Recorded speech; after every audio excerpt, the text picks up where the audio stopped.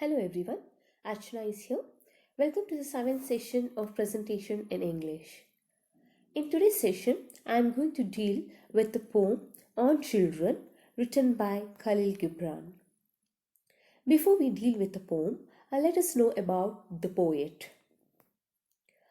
A century ago, patched between two worlds and two world wars, the Lebanese American poet, painter, and philosopher Khalil Gibran addressed these elemental questions with sensitive sagacity in a short passage from The Prophet. The Prophet is a book of 26 prose poetry fables written in English by the Lebanese American artist, philosopher, and writer Khalil Gibran.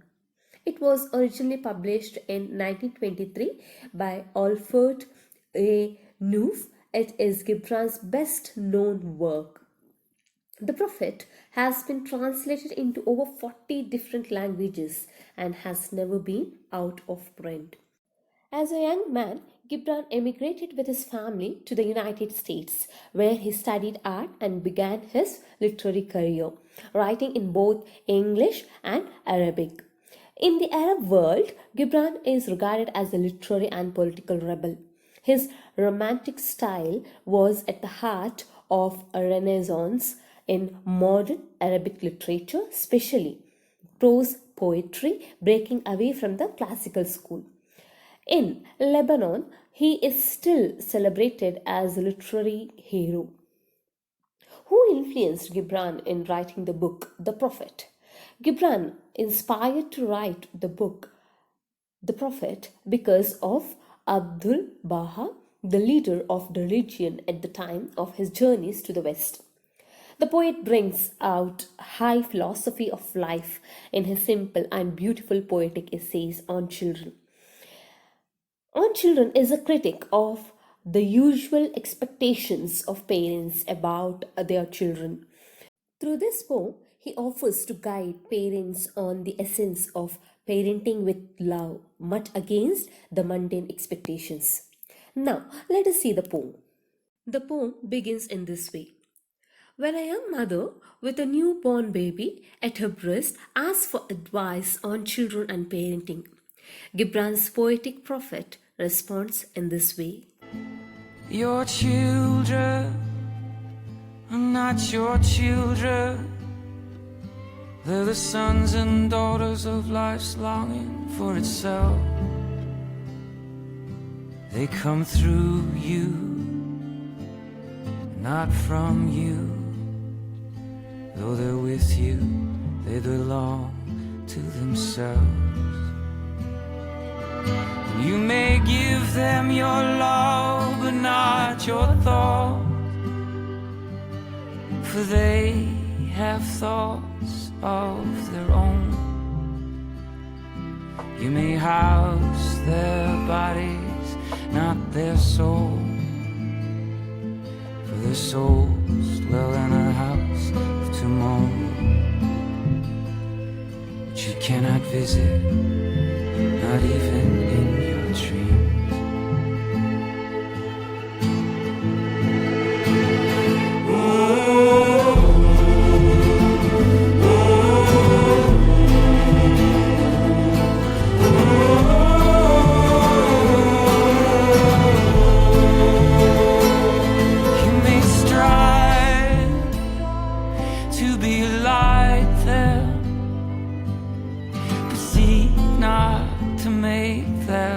Like you, for life goes not backward, nor tarries with yesterday. You are the bows from which your children's living arrows are sent forth. The archer sees the mark upon the path of the infinite, and he bends you with his mind, that his arrows may go swift and far.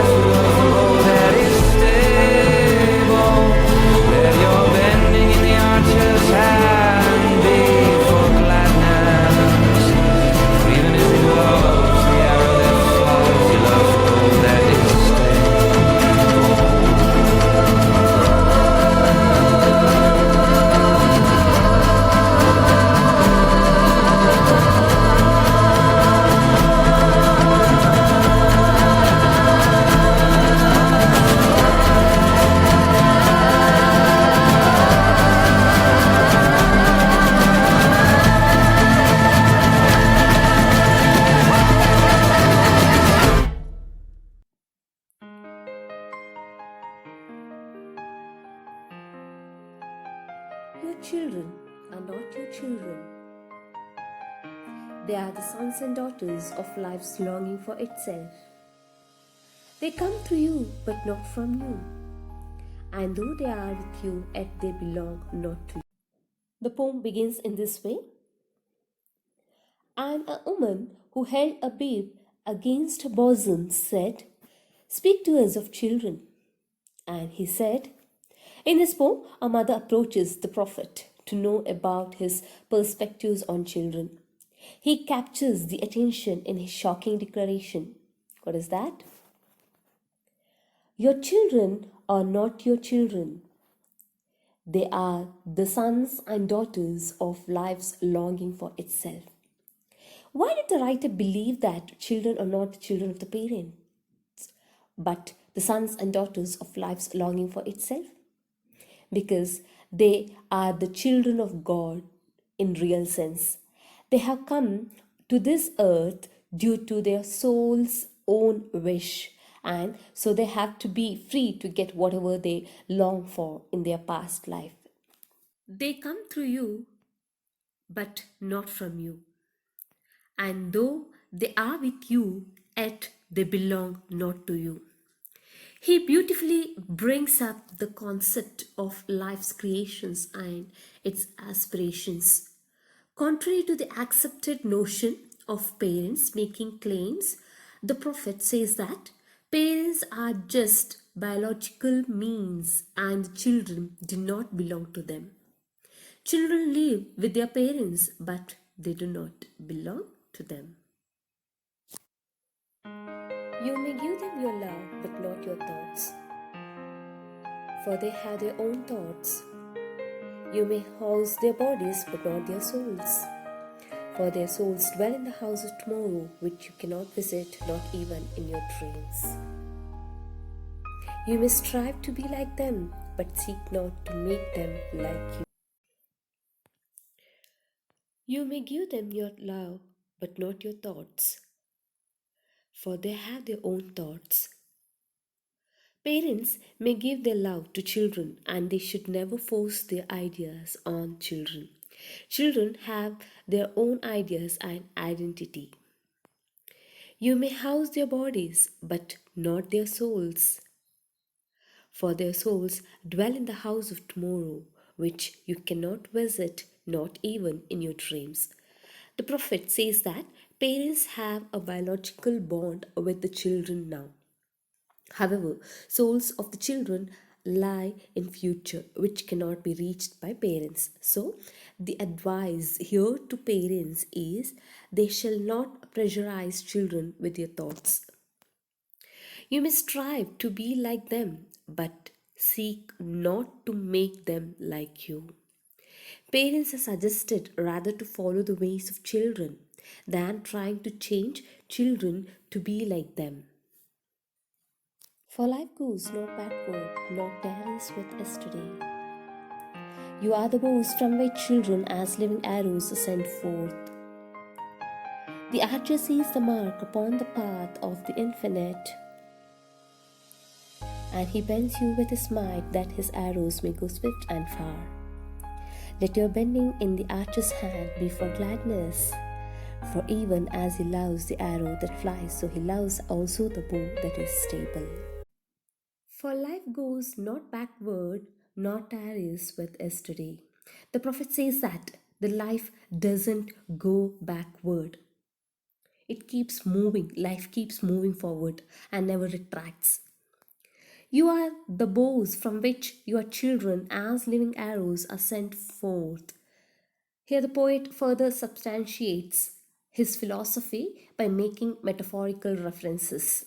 That is, parents are compared to bows and children are compared to arrows.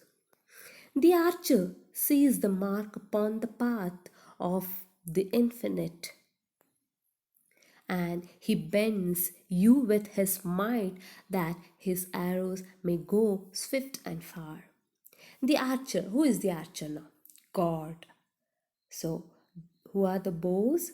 Parents. Arrows? Children. And the archer is God. God himself sets his eyes on the target which is infinite, and sends his arrows swift and far. Swift and far means fast and far by bending the bow with his might. Now, bows are parents. Now, who is struggling hard to make the arrows to reach to their destination?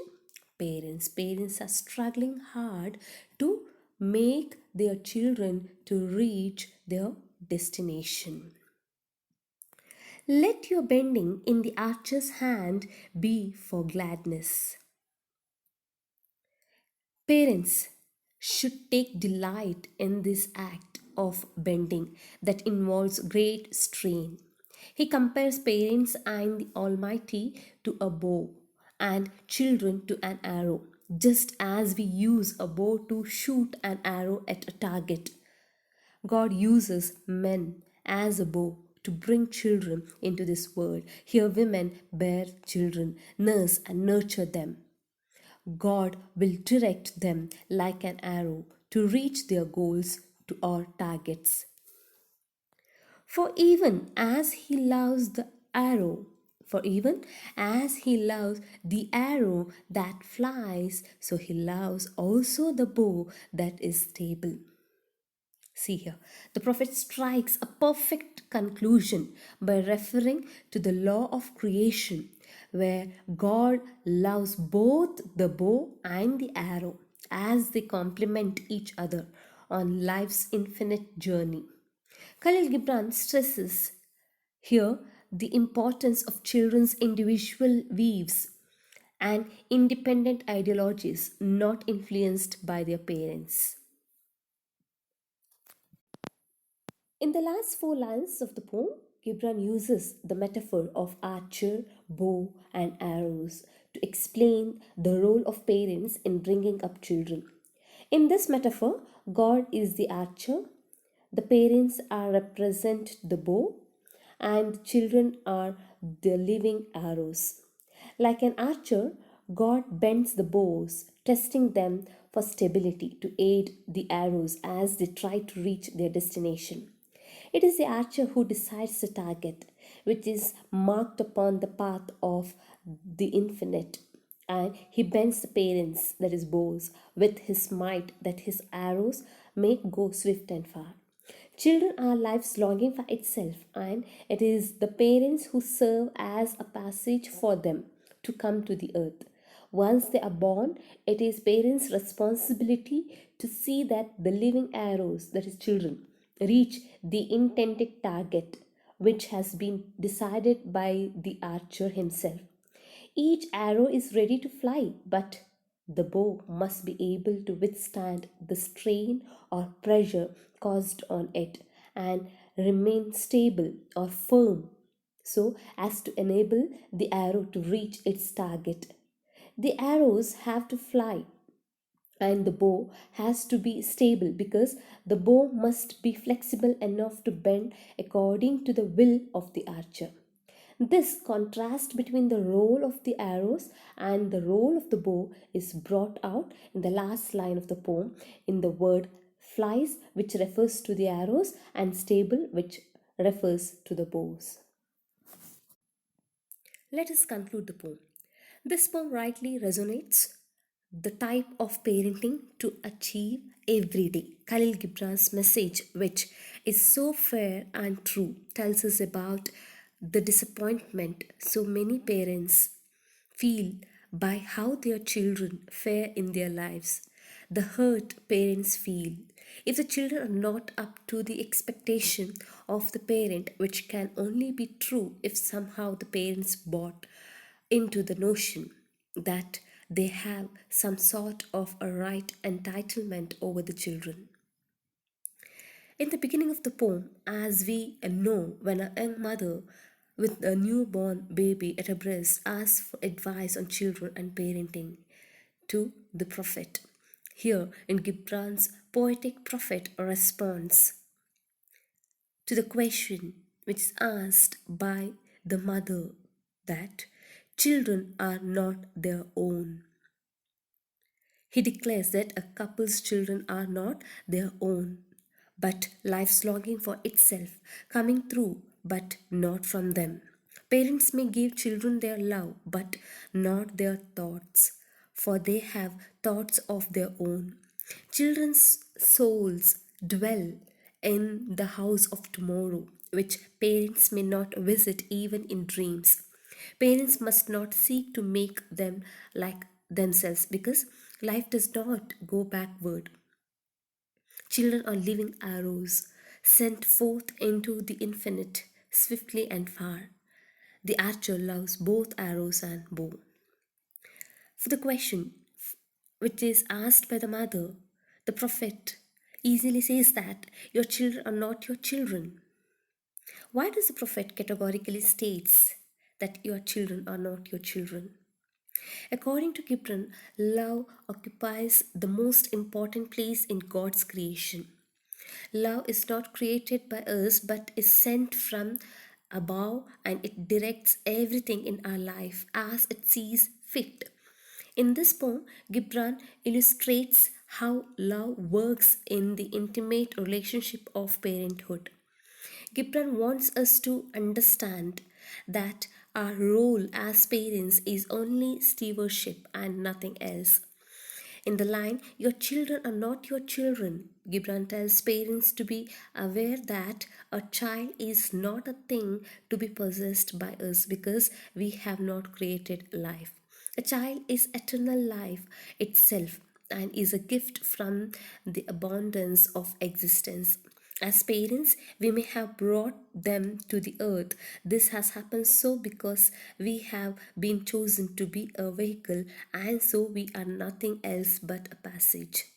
It is life's longing for itself that brings children to earth as sons and daughters. Since children are not lifeless things, we cannot possess them.